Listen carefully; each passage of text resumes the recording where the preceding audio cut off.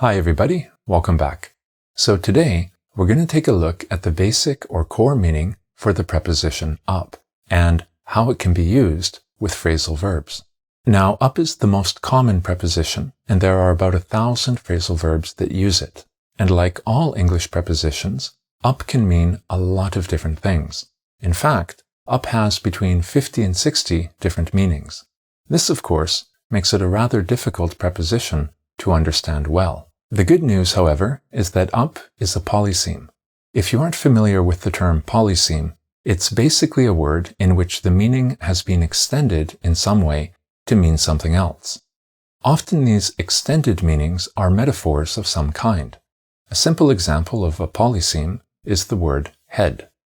Normally, head refers to a part of your body, but we can extend this meaning metaphorically to refer to the leader of a group or company. We do this because they both have something in common. Your physical head controls your body, and the head of a group controls that group.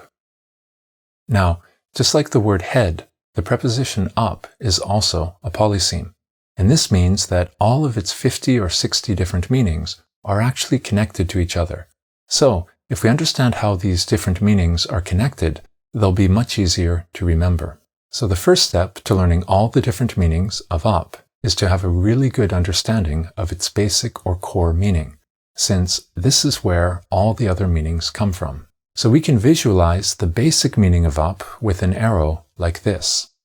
Now, this may seem obvious to many of you, but this arrow can actually represent two different things. It can refer to either a location or a motion. As a location, up means high or high place. For example, in this picture here, we can say, the bird is up in the tree. Is means is, and up means high. So this sentence can be understood as, the bird is high in the tree. Okay, so that example was pretty easy to understand. So let's look at another example of where up means high.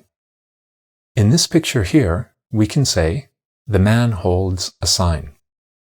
However, if we change the picture a little bit, we might instead say, the man holds up a sign. Holds means holds, and up means high. So the sentence can be understood as, the man holds high a sign, or, in other words, the man holds a sign high. So, when we describe a location, the preposition up means high or high place. However, if we want to describe movement or motion, we can think of up as meaning upwards or upwards direction. So let's look at some examples of phrasal verbs that use up in this way. How do you think we could describe this using a phrasal verb with up? Well, here, a man climbs the ladder and moves upwards. So we can say, the man climbs up the ladder. Climbs means climbs, and up means upwards.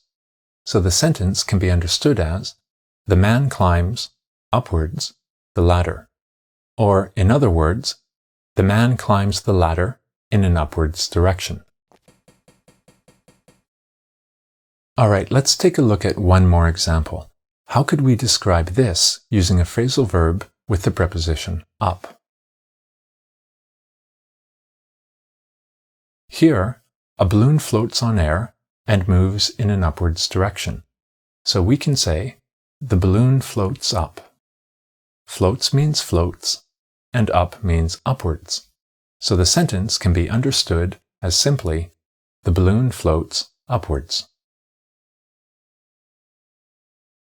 So, to recap, the basic or core meaning of the preposition up can be either high to represent a location, or it can mean upwards to represent movement or motion.